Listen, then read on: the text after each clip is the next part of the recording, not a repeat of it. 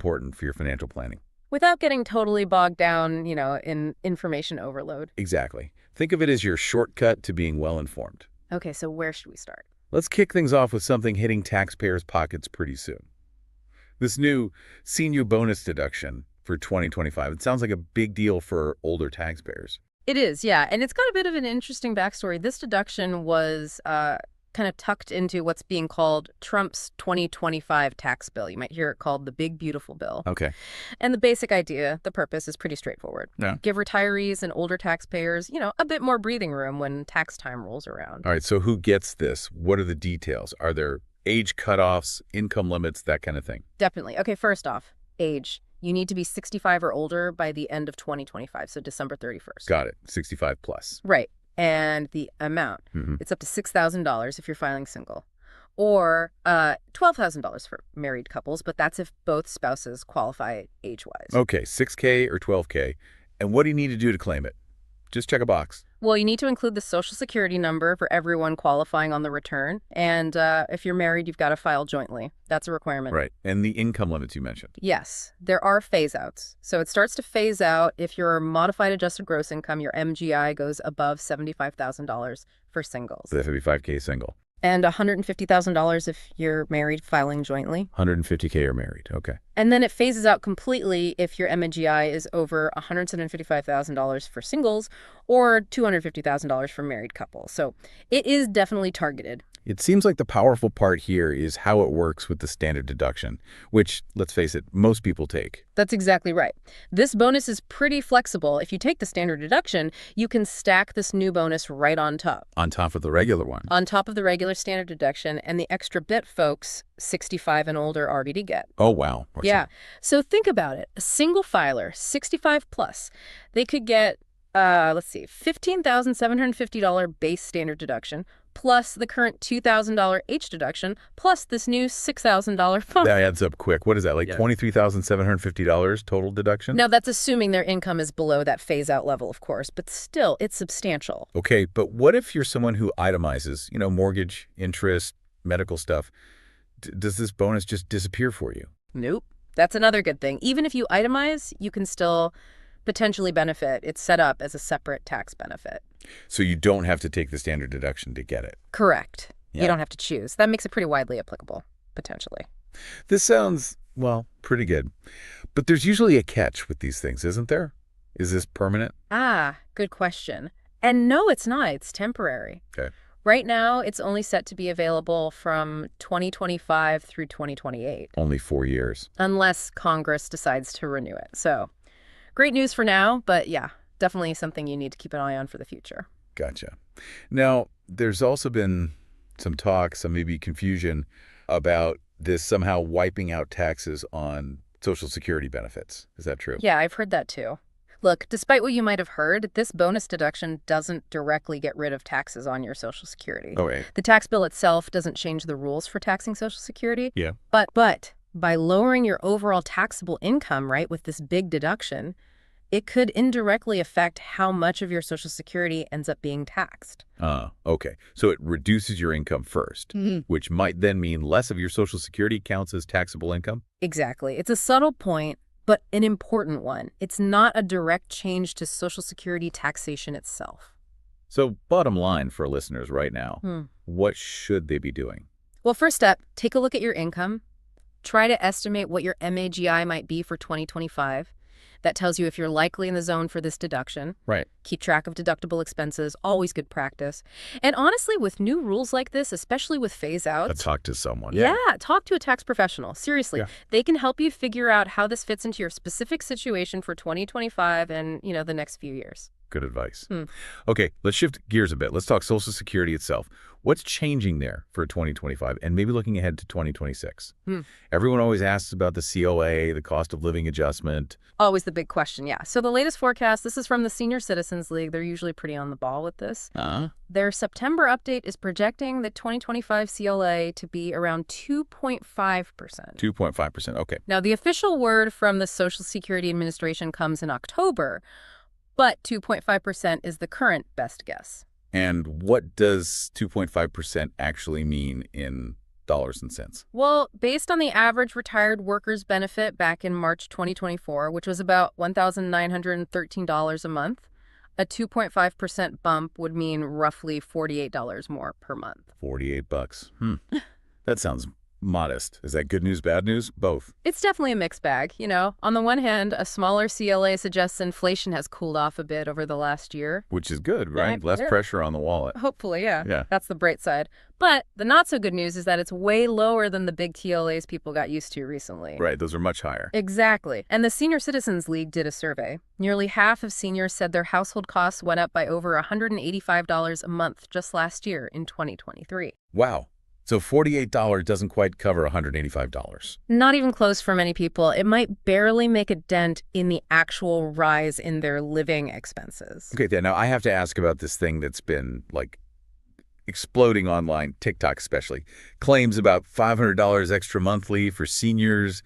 Something about Social Security boosts and Trump signed new order. What is that? Oh, boy, yeah. That's a perfect example of why we need to be careful online. So it's not real.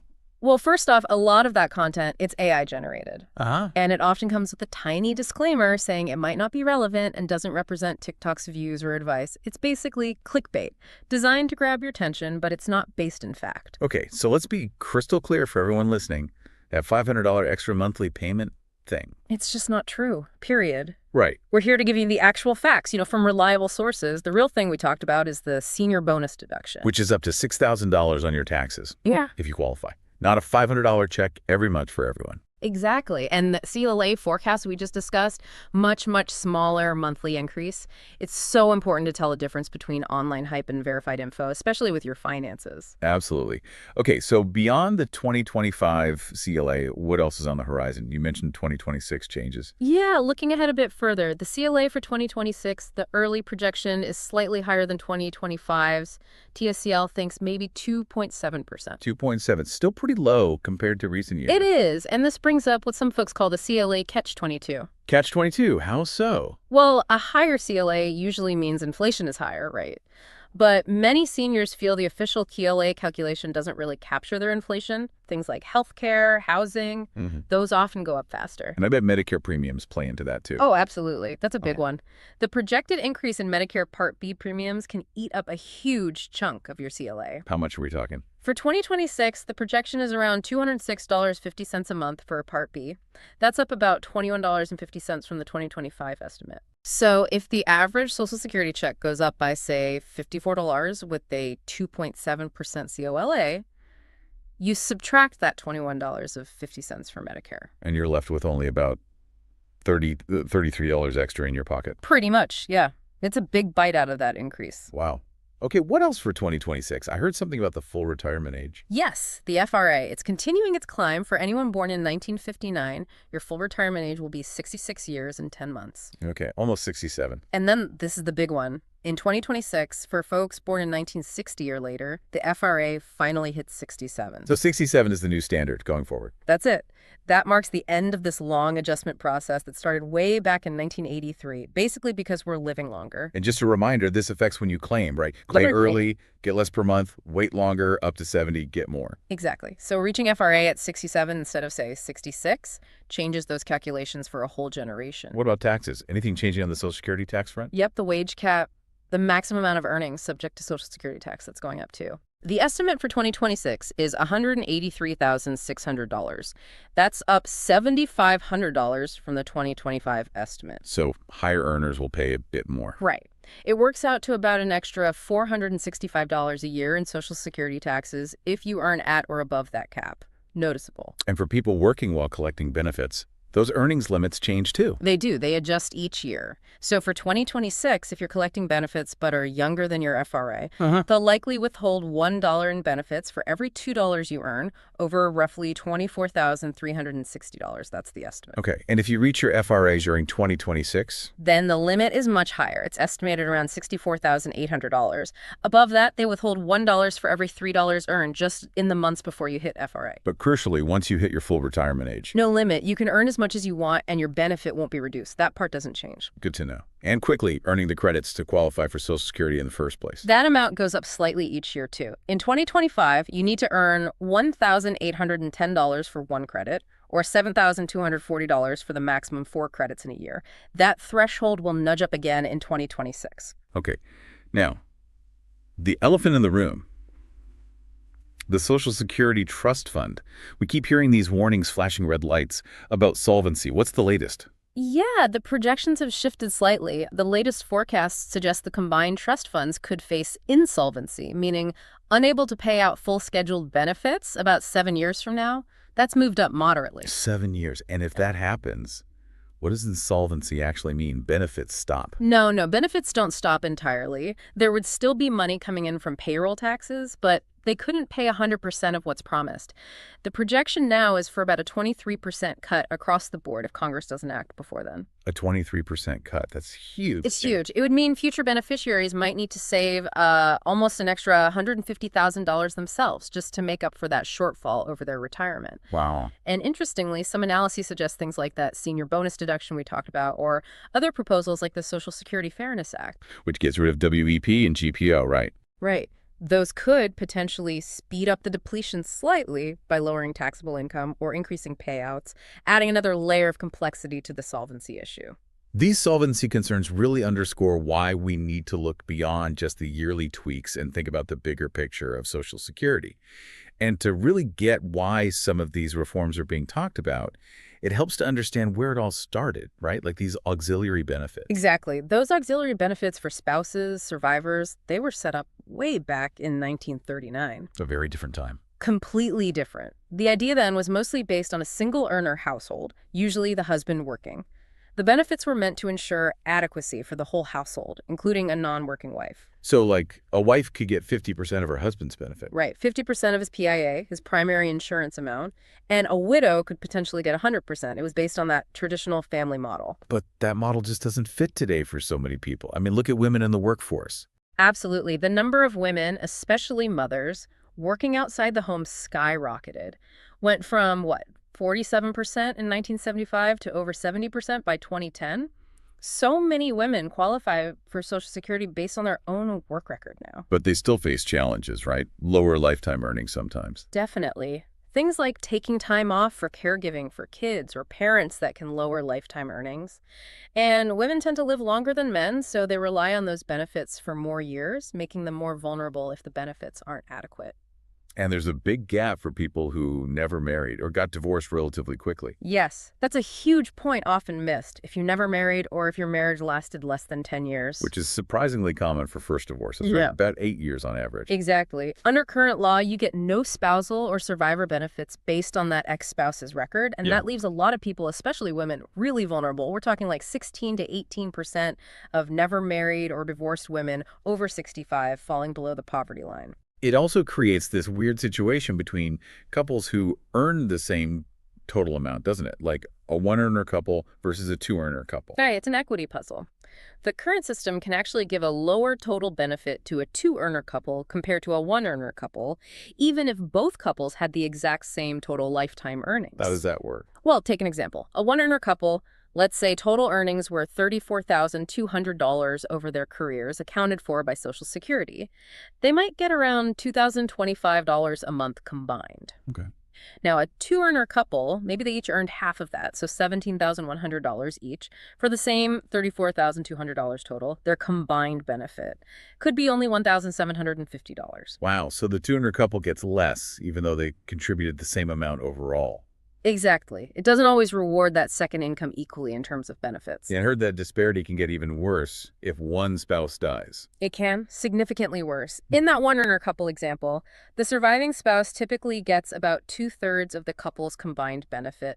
But in some two-earner couples, especially if their earnings were pretty equal, the survivor might only get about half of what the couple received together. That really shows how the system hasn't quite kept up with how families and work look today. It really does. So, given all these issues, adequacy, equity, the changing demographics, what are some of the ideas being floated to fix things?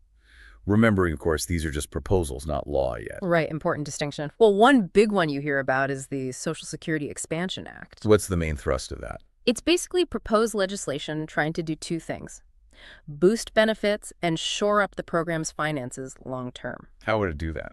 Key ideas include an across-the-board increase in monthly benefits for everyone, creating a new, higher minimum benefit for long-term, low-wage workers, and paying for it by increasing payroll taxes on higher earners. Okay, so increase benefits, ensure a better minimum, tax higher earners more. That's one approach. Yeah. What else is out there? I've heard earnings sharing. Yeah, earnings sharing is another concept. The basic idea is, for every year a couple is married, you'd add their earnings together and split them 50-50 for Social Security calculation purposes. Trying to fix that one earner versus two earner thing we talked about. Exactly, that's the goal. But it's tricky. Some studies suggest it could actually reduce benefits for a majority of people, especially widows. Really? Unless you build in some kind of inheritance provision to protect survivor benefits, splitting the earnings could lower the base amount the survivor benefit is calculated on. So it's complex. Okay. What about helping divorced people? That 10-year rule seems harsh. There are definitely proposals looking at that. Some suggest lowering the marriage duration requirement maybe down to 5 or 7 years instead of 10. That would help more people qualify. It would.